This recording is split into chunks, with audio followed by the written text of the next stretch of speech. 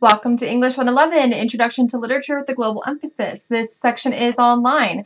So I'm going to go ahead and go over this syllabus just as I would in a regular seated class. Please don't mind if I keep glancing to the right. My copy of the syllabus is on my other monitor. So we should have met in an email a few days ago. But again, my name is Rebecca Warfield. My office is in Morton 123. I know some of you are probably not in Wilmington for the summer, and that's okay. So if you need to meet with me, you can meet with me via Skype. My Skype is rebecca.warfield1, or you can meet with me via email, which is warfieldr@uncw.edu. Or if you are in Wilmington, you can drop by at my office, but those my office hours are by appointment only during the summer. If you want to meet with me via Skype, I do need you to let me know at least 24 hours in advance. I'm in the middle of moving and my internet's still not hooked up, and Time Warner's the devil, and they said that they probably won't get it hooked up till next Wednesday, and who knows. So I just need time to be able to get to work or get to somewhere where I can get Wi-Fi or something like that to meet you on Skype. So if you need me, make sure you give me notice, right? I'm not going to be available just at the drop of a dime. I need a little bit of notice. So for the course, you will need Blackboard access. Everything will be provided for you on Blackboard. I did not order any books for you this semester. The prices are just too high, and I'm trying to keep it cheap for you.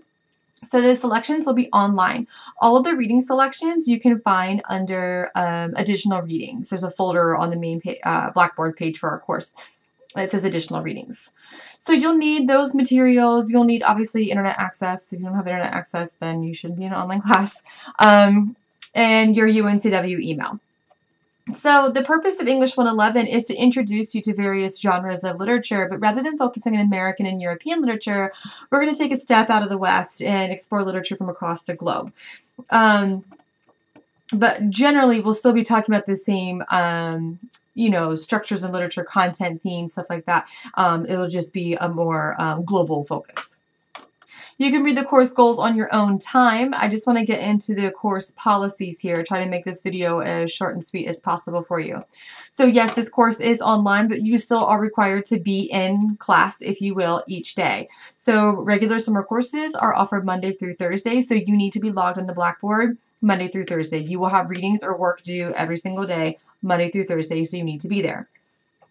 If you miss 2 days of logging in, you will not be able to pass the class. In my seated course this summer, they miss 2 days, they fail. Same thing online. You miss 2 days, you fail. You need to be online doing stuff. Now, I know that you might print the work and work offline or something like that. I get it. You don't necessarily have to be online for a certain amount of time, but you do need to log in and be checking the calendar and keeping yourself up to date with the expectations. I am able to access your logins. I'm able to see where you went on Blackboard, how long you spent where, right? So, I mean, I in a creepy sort of way, I'm watching you. Again, if you want to contact me, this information is here. I want to focus specifically on email. I do expect your email to be professional. It doesn't have to be perfect, right? You can have typos happen. I make typos all the time, but it does need to be professional. So please take the time to read this sample email that I have here that was written by a real student. If you send me anything like this, I'm not going to respond back to you. Also, I expect all of your emails to contain a salutation, which is Dear Miss Warfield, hi Miss Warfield, hey Miss Warfield, whatever, just addressing me, the body of your email, and a closing where you sign your name. You can put sincerely your name, thanks your name, best your name, or I just put my initials. You can do that too. But your emails need to have all 3 parts. If they do not have a salutation, body, and closing, I will not respond to your email. And I'm not trying to be a jerk or overly picky or something. I just know that in the professional world, you will be expected to send professional emails, so you might as well get into the habit of it now. Also, if you are unhappy with one of your grades or if you have a complaint, please feel free to contact me, but please do so in a professional manner. If you send me any email that is disrespectful or threatening, I will turn you into the Dean of Students. So you are held to the same standards of behavior that you would be held to in a regular brick and mortar class. Course requirements. So you're going to have 2 short essays, and by short I mean about 3 pages. So there'll be 2 of those at 180 points a piece, totaling 360. You'll have a final essay worth 350 points. You will have 4 one-page responses worth 100 points, or 25 points a piece, totaling 100. You will have 6 discussion boards or workshops, so you might be peer reviewing papers or just holding class discussion online. That's worth 150 points. You'll have a syllabus quiz worth 20 points and then journals for 20 points. If you go through Blackboard and just start, familiarizing yourself with each of the folders, you will have, you'll see a video of me going over each of the assignments, and you'll also see the assignment document. So make sure you're familiar with that stuff. I am on a plus-minus scale. The course is 1,000 points, so make sure you look at what point range is what grade. Late work policy and deadlines. I don't accept any late work for any reason. I understand this is online and technology, things do happen, but, in 2015 in the United States of America, there's a computer everywhere. So do not use technology malfunctions or dysfunctions as an excuse for late work.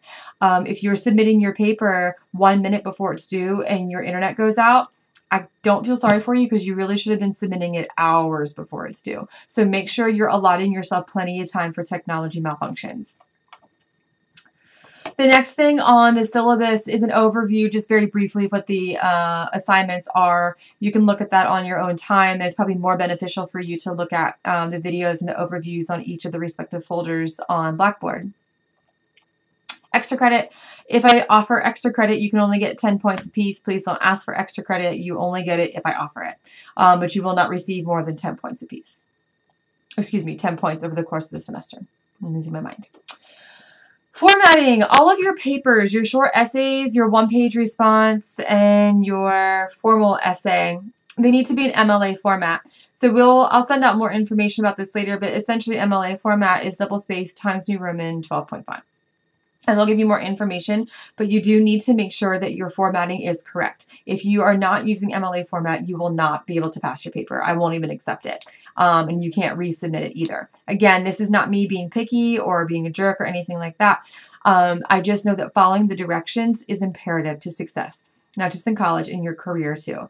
If you don't follow the directions on your cover letter or job application, you're not getting the job, right? So you might as well just get in the habit of following the directions.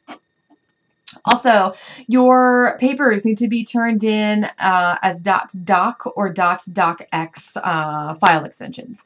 That is just simply pragmatic because I can't grade your papers otherwise. So please, no pages, no RTF, no WPS, just .docs, .doc or .docx. It's very hard to say. Sorry. Okay, so the turnaround time. I will get your papers back to you as quickly as possible. I can guarantee you they will be back before your next paper is due. They probably will not be back the next day or the day after. So, life is expensive and teaching English is not like winning the lottery. It's awesome. It's a great job and it's fun, but it just doesn't pay that much. So I do work 2 other jobs. I teach yoga and I do celebrity gossip writing. Which both takes up, extra time. So I'm not going to I'm not going to be able to get your papers back to you immediately, but I will get them back before the next paper is due. Online etiquette. So I do understand that it's pretty easy to feel brave when you're sitting behind a computer screen. When you're not face to face, it's easy to say things that you wouldn't normally say when you are, with someone in person. So I want to emphasize that you need to maintain professional etiquette throughout the course of this semester.